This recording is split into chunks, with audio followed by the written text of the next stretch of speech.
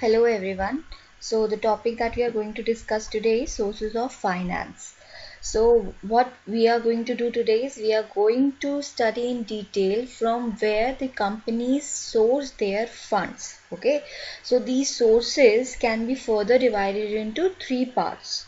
So these parts are on the basis of period, that is for how long the funds will be available to the organization. There on this basis there are long term funds, medium term funds, short term funds. Okay, long term funds means that the funds are available for a longer period of time to the organization, to the company. Medium term is they are available for a short period of time, that is more than 1 year but less than the lifetime of the organization. Short term means they are available for around from 6 months to 1 year of period for to the organization. Okay, so next is on the basis of ownership. On the basis of ownership, we here we mean, is it a owner's fund or is it borrowed funds? Owner's fund means that owner has these funds in the organization from its own pocket, or it is borrowed from outsiders. Okay, next is on the basis of source of generation, that is internal funds or external funds. Internal funds is, does the company generate the funds on its own from internal sources, or it has to use some external sources to make the funds available.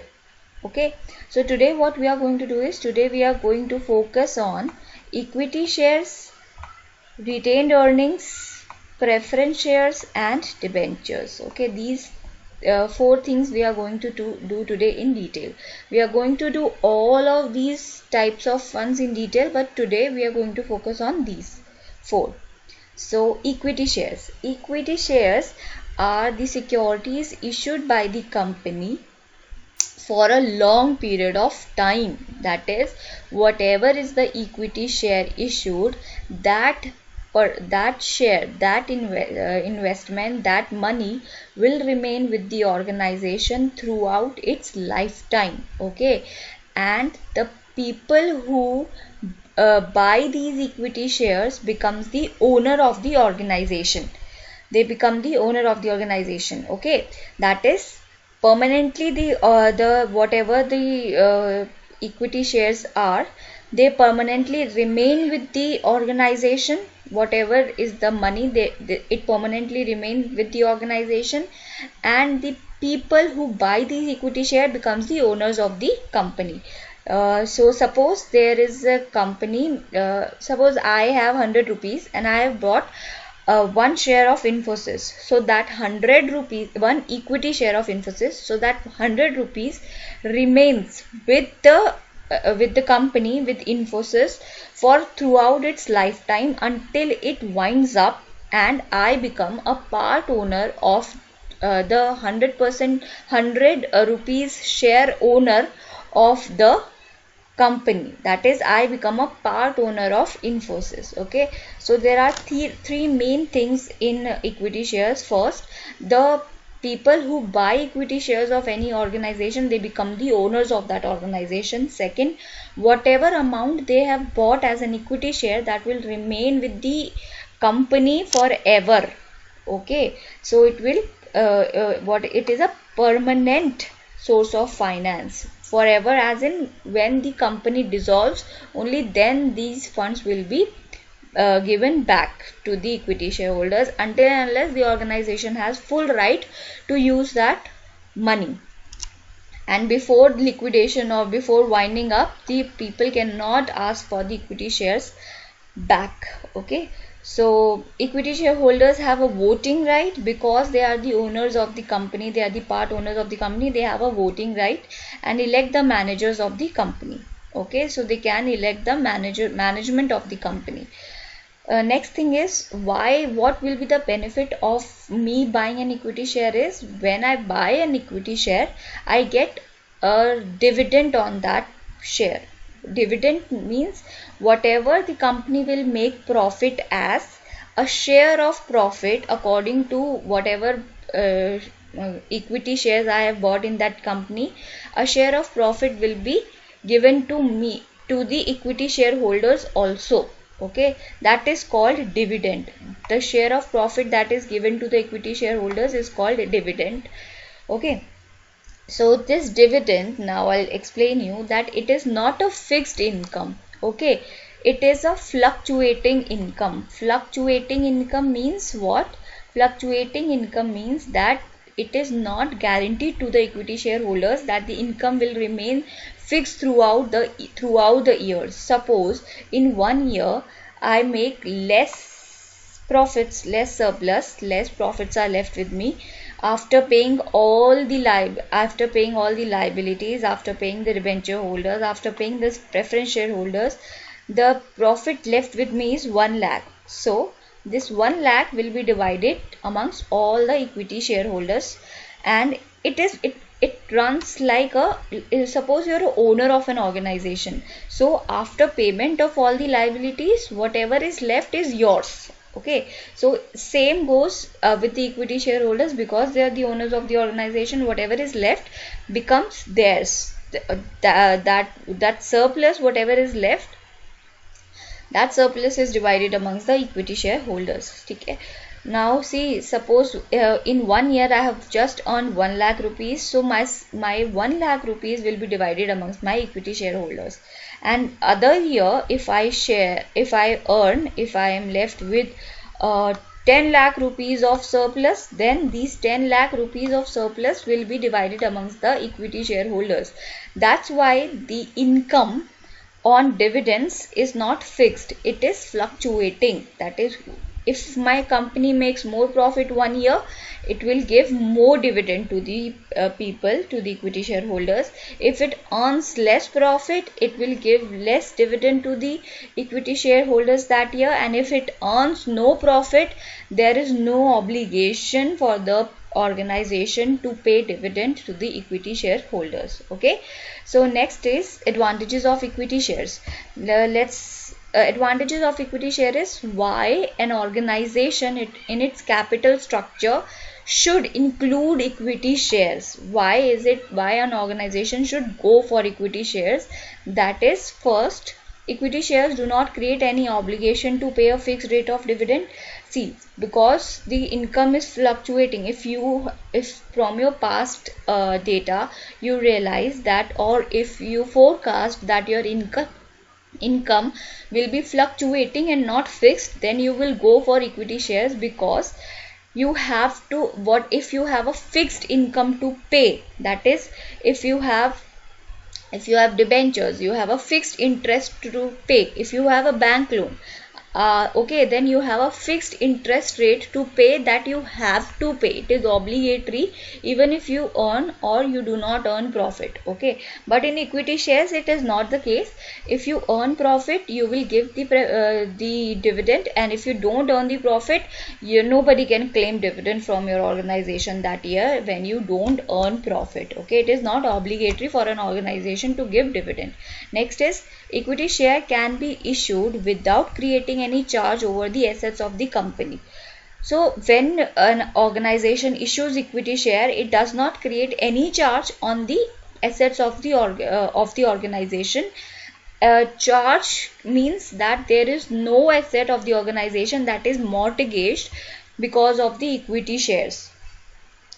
Okay, that means even if the organization becomes insolvent, the equity shareholders has no mortgage on any asset. That means they cannot sell any asset of the organization to claim back whatever they have invested in the organization. Okay, next is, it is a permanent source of capital and the company has to repay it except under liquidation. We have discussed this point earlier.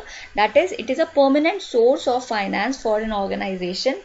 That's why organization only has to pay back to the equity shareholders when it is liquidifying or it is winding up.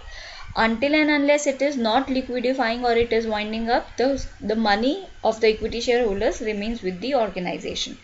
Next is this. Equity shares are the real owners of the company who have voting right. Okay, they are the owners of the company with voting rights. Next, in case of profits, equity shares shareholders are the real gainers by way of increased dividends and appreciation in the value of shares. Okay, so if there is higher profit in the if the organization is earning higher profit, that means whatever surplus the organization has, the higher surplus, the equity shareholders are the real gainers. Why? Because whatever is left, that belongs to the equity shareholders. Okay, nobody else can claim any surplus out of any money out of the surplus of the organization. Only equity shareholders have the right over the surplus of the organization. Now it also says that appreciation in the value of shares. That means when an organization continuously earns profit, then the organization's share value increases, because more people want to invest in an organization which earns profit, right? And when more people want to invest in an organization which earns profit, the share value rises. Okay, so in equity shares you have to remember three things.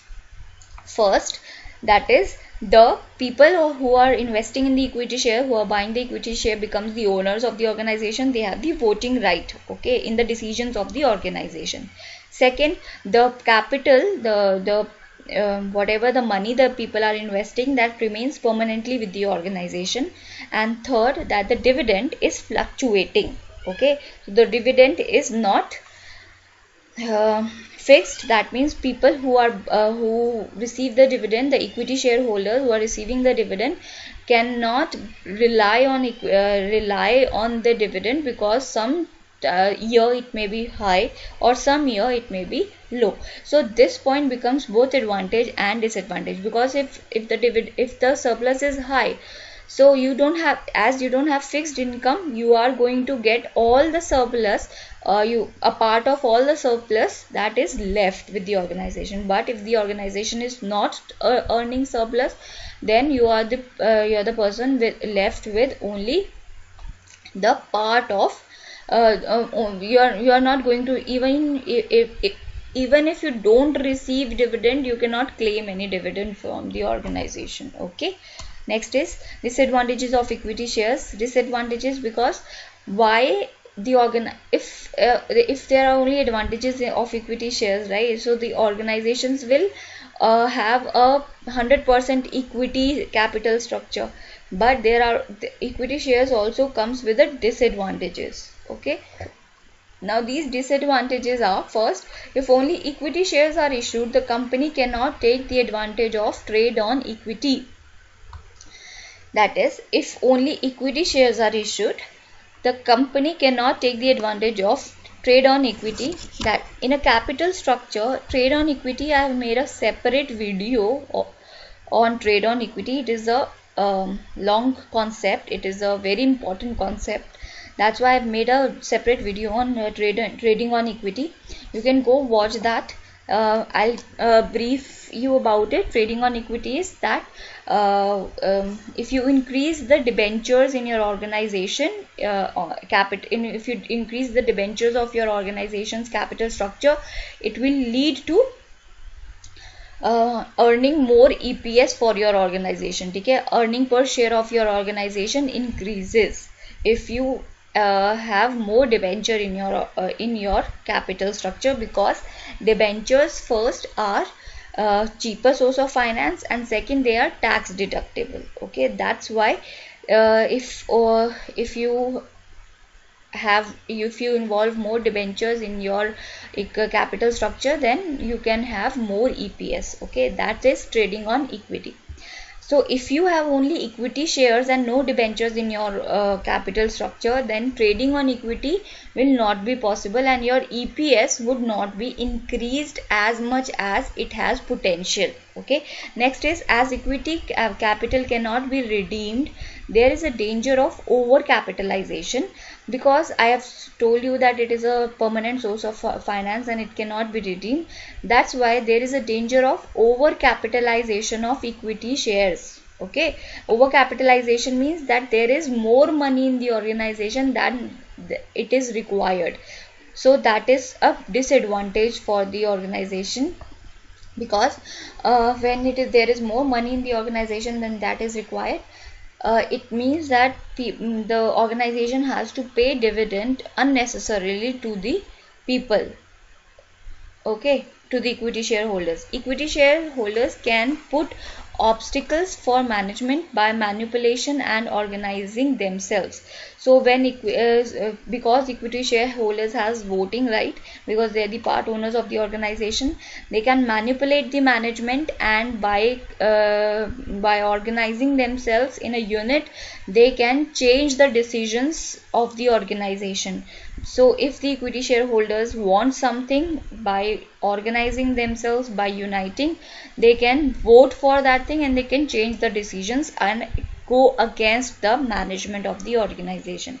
Okay, during prosperous periods, higher dividends have to be paid, leading to increase in the value of shares, because I told you, higher the dividend, more people would want to invest in that organization, and the share value will increase, which would lead to speculations. Speculation is that people speculate, that if speculation means that people start betting on that organization, on the shares of that organization, and which is not good.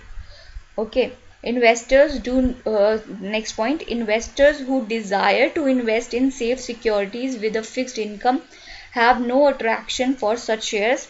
Anybody who wants safe security, who wants a fixed income, will not go for equity shares, because there is no fixed income. Sometime you can earn a high amount, and sometime you can even, that means you cannot rely on dividends. It cannot be a fixed source of income for you. Next is the price to pay for equity financing and all of its potential advantages is that you need to share control of the company. So when you issue more and more equity shares, then what will happen is the dilution of your control of the company. The control of the company dilutes, that is, more equity share means more people coming in the decision making of the organization, which will have a harmful effect if those people would not have appropriate knowledge how to make the decisions for the company. Okay, and it also dilutes the control of the organization. More people, more voting right, so it dilutes the control over your organization if you issue more equity shares. Next is sharing ownership and having to work with the others could lead to some tension and even conflict. So if there are differences in vision, management style, and ways of running the business. So because there are so many equity shareholders and so many people, they may have different opinions, different decision making, different knowledge, right? So that when people come together and make a decision, that may cause conflict and delay the decision making of the organization. Okay, so this is your equity shares in detail. Now let's do the next type of earning of the organization, that is retained earnings.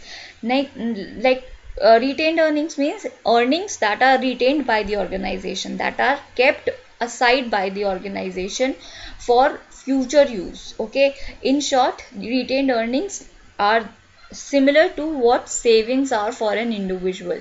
Okay, you get a you suppose you get money from your parents, you get a pocket money, you get 1000 rupees, you spend 600 rupees, and you save 400 rupees for your future spending, then that is called retained earning in organizations. Okay, in organization, suppose organization has earned surplus of 10 lakh rupees and it gives out 5 lakh rupees as dividend, and it says 5 lakh rupees in the organizations with the consent of the equity shareholders, because surplus belongs to equity shareholders, right?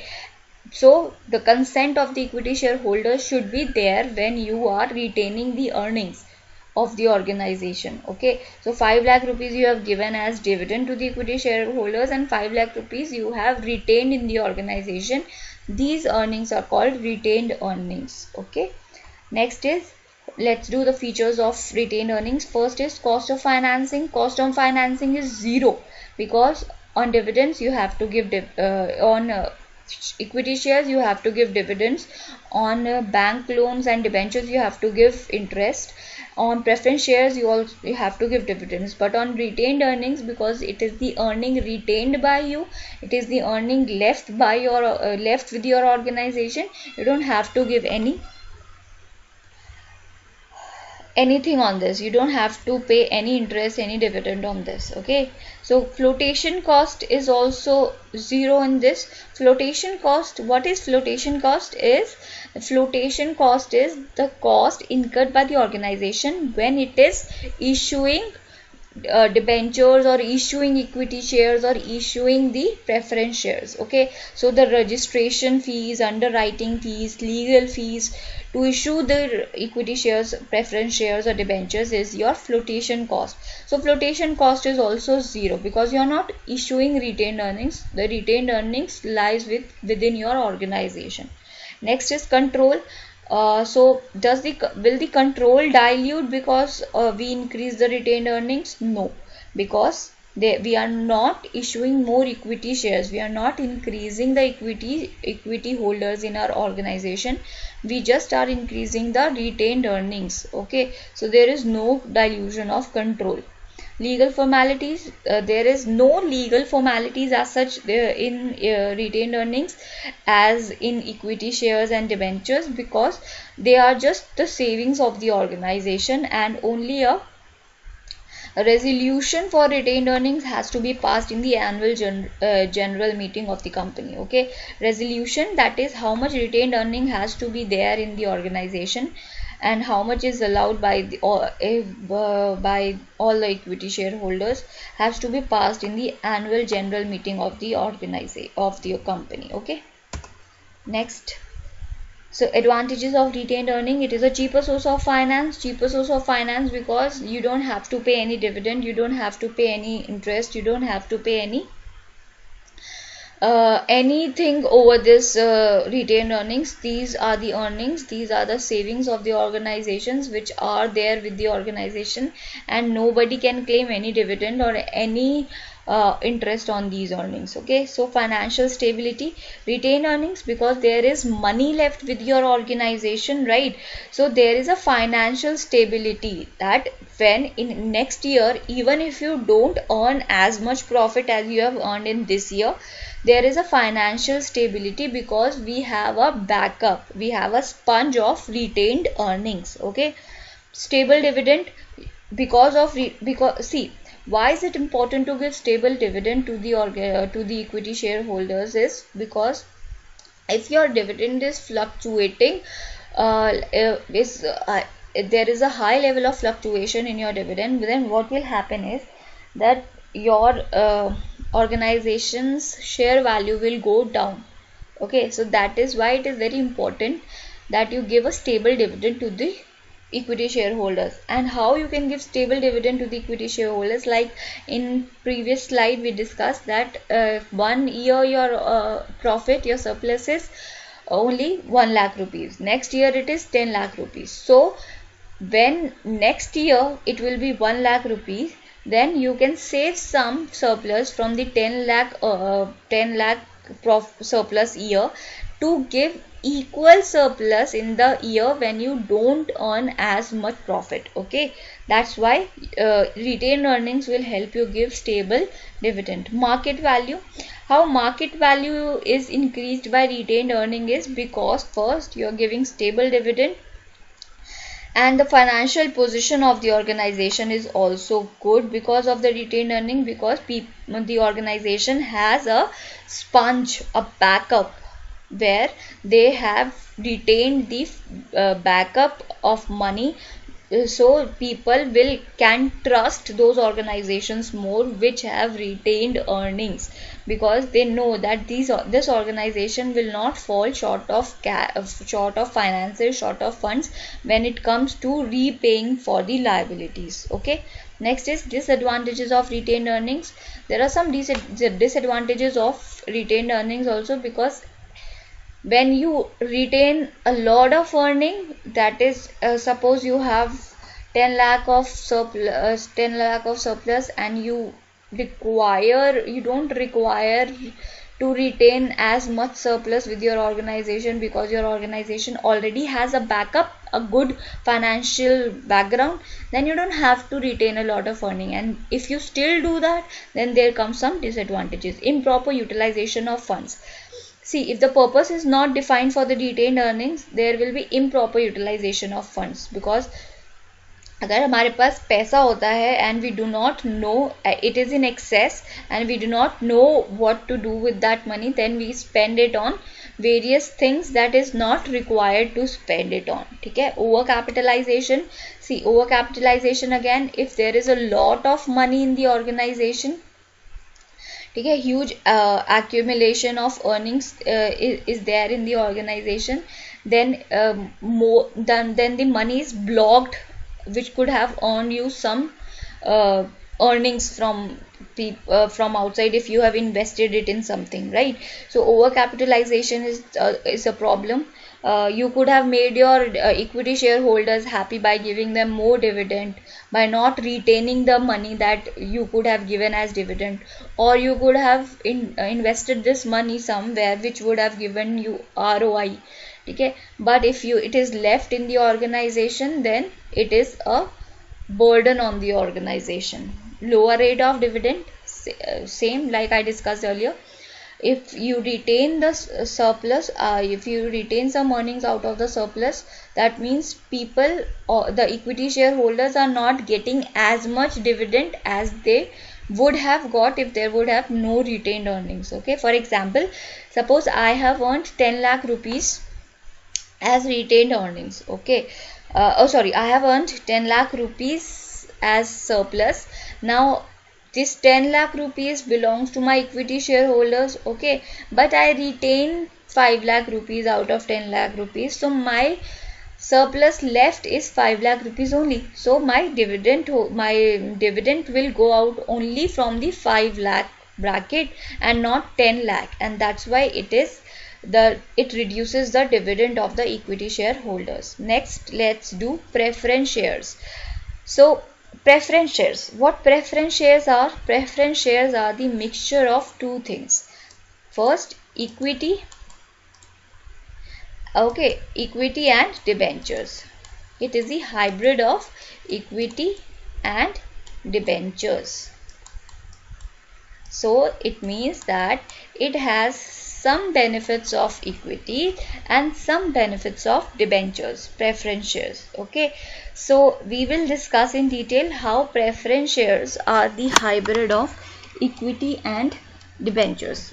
So one thing more I need to tell you here is that when the equity shareholders, debenture holders and preference shareholders receive interest or dividend, there is a order in which they are going to receive the dividend. Okay, and this order is: first, debenture holders will receive their dividends. Second, the preference shareholders will receive their first. The debenture holders will receive their interest. Okay, first, so we will give interest first, and then the preference shareholders will receive their dividends, and then the equity shareholders come into picture. Then the equity shareholders will receive their interest. Okay, so this is the order. This order is followed when distribution of dividends and when paying the interest. So now we discussed in equity shareholders that equity shares do not have fixed income. But here in preference shares, they have a fixed income. Now one by one we are going to read the features of preference shares, and we are going to discuss from where, because it is a hybrid of equity shares and debentures, right? So we will discuss from where it is coming, from where, that is this feature from equity share or is this feature from preference or debentures. So first is preference shares are long-term source of finance. Long-term source of finance, that is, it remains with the organization for a longer period of time. That's why it is a feature of what? Equity shares. Okay, then The dividend payable on preference share is generally higher than the debenture interest. So the dividend is more on preference shares than the debentures interest. Okay, so preference shareholders get a fixed rate of dividend. Equity shareholders do not get a fixed rate of dividend. Preference shareholders get a fixed rate of dividend. Okay, like debentures. Debentures get a fixed rate of interest. Similarly, preference shares get a fixed rate of dividend, irrespective of the volume of profit. ठीक है, तो volume of profit कितना भी हो सकता है. It can be 1 lakh, it can be 10 lakh, it can be 20 lakh, but the rate of dividend will be fixed. If you are getting dividend as 10 rupees, you will get dividend as 10 rupees even if you earn 1 lakh profit, even if you earn 10 lakh profit. There is no sharing of profit in preference shares. Preference dividend is not tax deductible expenditure. So because tax deductible, debentures are tax deductible, equity shares are not tax deductible. So preference share is also not tax deductible. Tax deductible, what here means is that whatever is your earning before interest and tax, you reduce interest first, and then whatever is left on that amount you calculate the tax, right? But you do not reduce the preference dividend. Okay, you only reduce interest on debentures, and that's why debentures are tax deductible and not preference shares. Next is preference shareholders do not have any voting rights. So equity shareholders have voting rights, debenture holders do not have any voting right, and preference shareholders also do not have any voting right. Okay, next is preference shareholders have the preferential right for repayment of capital in case of winding up of the company. That is, whatever is the repayment after winding up of the company, preference shareholders have a preferential right over the equity shareholders. Equity shareholders will be repaid later, but preference shareholders will be repaid earlier than the equity shareholders. Preference shareholders also enjoy preferential right to receive dividend over equity shareholders. Okay, so first dividend is paid, first interest is paid, then preference shareholders receive their dividend because they have preferential rights over the equity shareholders. Okay, so now different types of preference shares. First is according to redeemability. According to redeemability means can the preference shares be redeemed on, or they will not be redeemed. So according to redeemability, there are two types of preference shares: redeemable preference shares and irredeemable preference shares. Redeemable preference shares are those shares which are redeemed or repaid after the expiry of a stipulated period. That means they are in the organization for a stipulated period. When company issues redeemable preference shares, they are for in the organization for a particular period. Suppose they are for 10 years. After 10 years, those 20 years. After 20 years, these will be redeemed, or they are for 30 years, or they are for 25 years. Okay, so that means like equity shares are always there in the organization till it's winding up. These redeemable preference shares will be there only for a particular period of time, and after the expiry of that particular period of time, these shares will be redeemed. That means they will be repaid.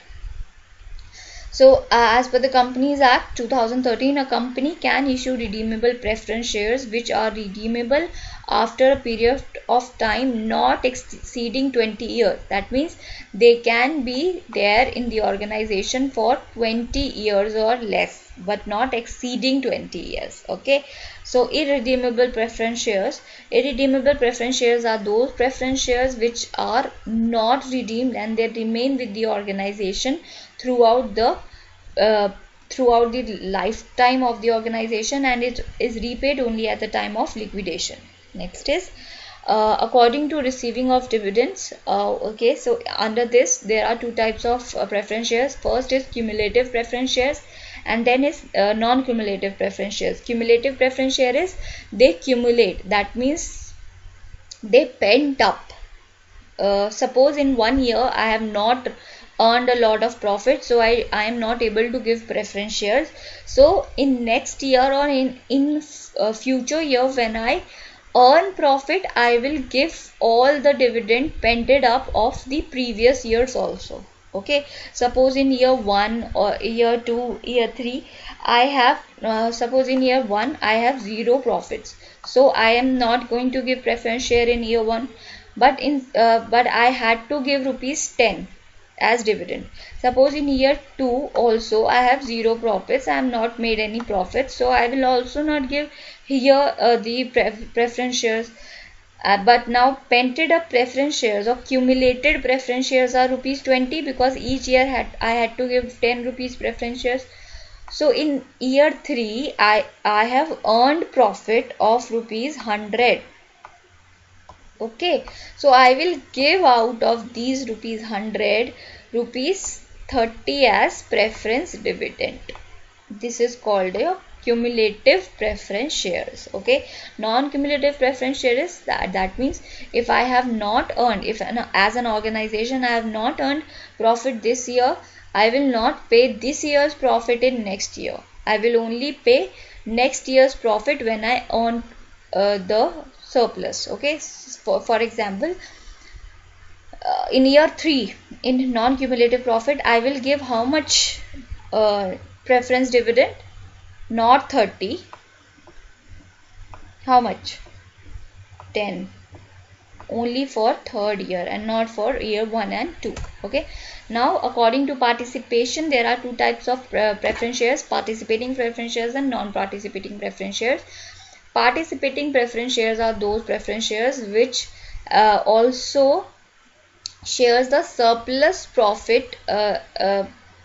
That is, surplus profit is calculated by deducting preference dividend and equity dividend from the distributable profit.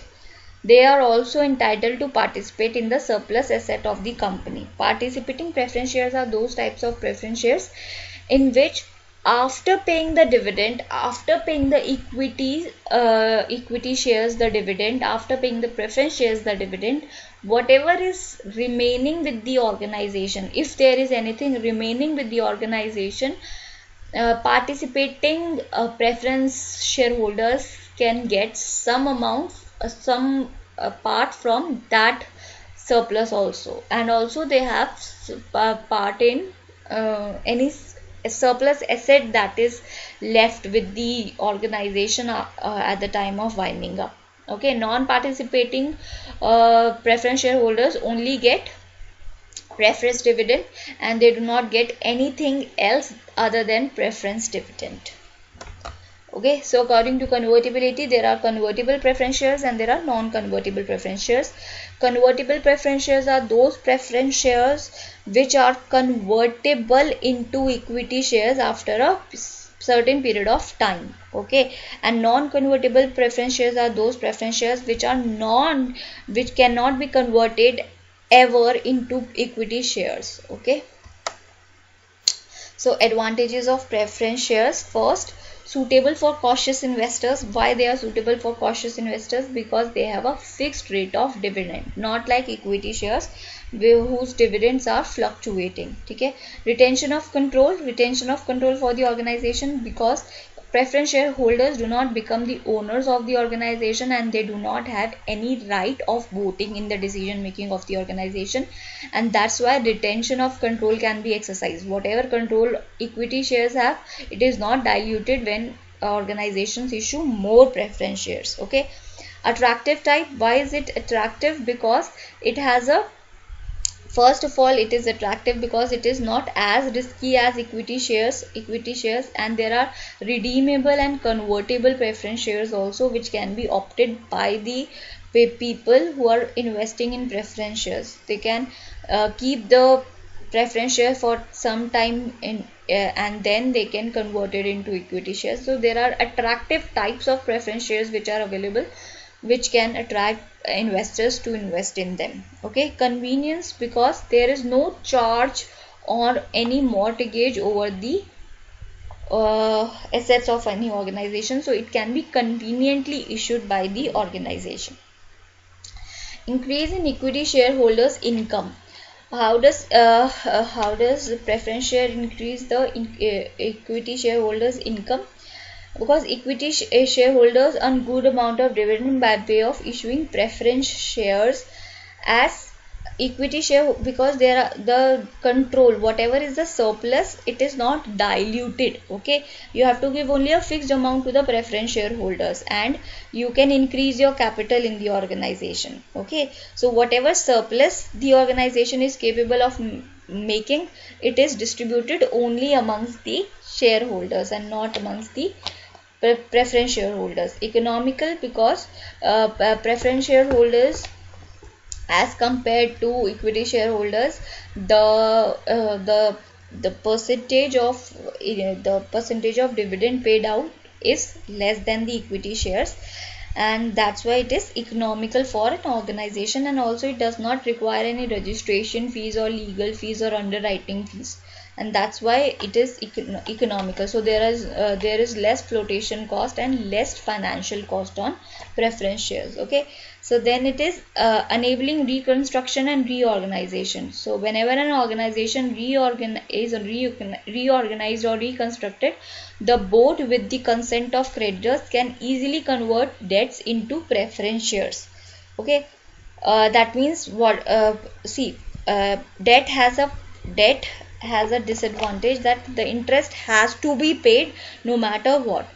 In preference shares, there is this window that if we don't earn profit, or if we need the money to invest in something else, in reconstruction or reorganization, we can forego the dividend also for 1 or 2 years. Okay, so that's why it is easy to convert the debt into preference shares for when you are reconstructing or reorganizing your organization.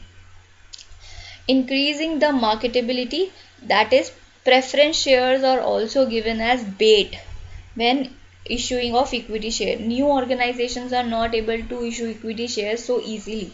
Okay, because people do not want to invest in an organization which has no financial background, which has no history, or which has no history of profits. So when organizations come into being and they want to issue equity shares, they can give preference shares as bait to the people. That is, if you buy some portion of equity shares, preference shares can be given free to those, and that's why it increases the marketability of equity shares. Good alternative for debentures, because even if you don't have a stable income, debentures you have to pay interest, and in preference shares, even if you don't have a stable income, you still can make profits. Stable income, it is the preference shares can be foregone, the dividends can be foregone in preference shares, so it is a good alternative for debentures. Disadvantages for preference shares: preference dividend is not tax deductible and hence it does not increase the EPS of an organization. Okay, EPS, though debentures are tax deductible, and that's why they can be a part of, they can increase the EPS. That is, trading on equity can be done. Okay, that in case of cumulative preference share, earlier dividend is payable when the company earns profit, which creates a huge financial burden on the company. Okay, in case of cumulative dividend, if people have to have these, that people have, the organization have to pay the pented up or the cumulated preference share also, which creates a huge financial burden on the company. Next is redemption of preference share, again creates financial burden and erodes the capital base of the company. So when you redeemable preference shares, okay, so when you redeem the preference shares without liquidation of the company, it also creates a huge financial burden on the organization during its lifetime. Okay, because suppose you are running the organization and suddenly there are few preference shares which has to be redeemed, so it creates a financial burden on the organization. Next is preference shareholders get dividend at a constant rate.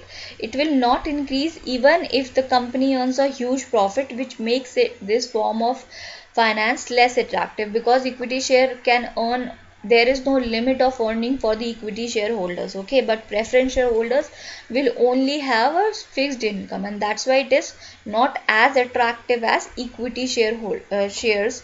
But equity shares are also very risky, and preference shareholders are good for cautious investors who want a fixed rate of income, okay.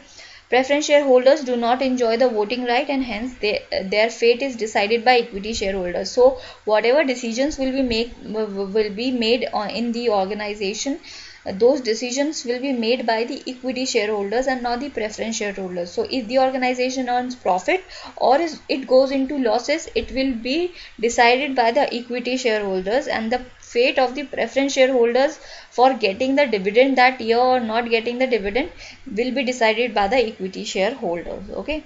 So these are the advantages and disadvantages of preference shares. We have discussed equity shares, we have discussed preference shares. So in brief, let's just revise. Equity shares, in equity shares, equity shareholders are the owners of the organization, okay, and they have voting right, they can make decisions. The amount invested by the equity shareholders remain with the organization throughout the lifetime. The dividend paid is fluctuating, okay.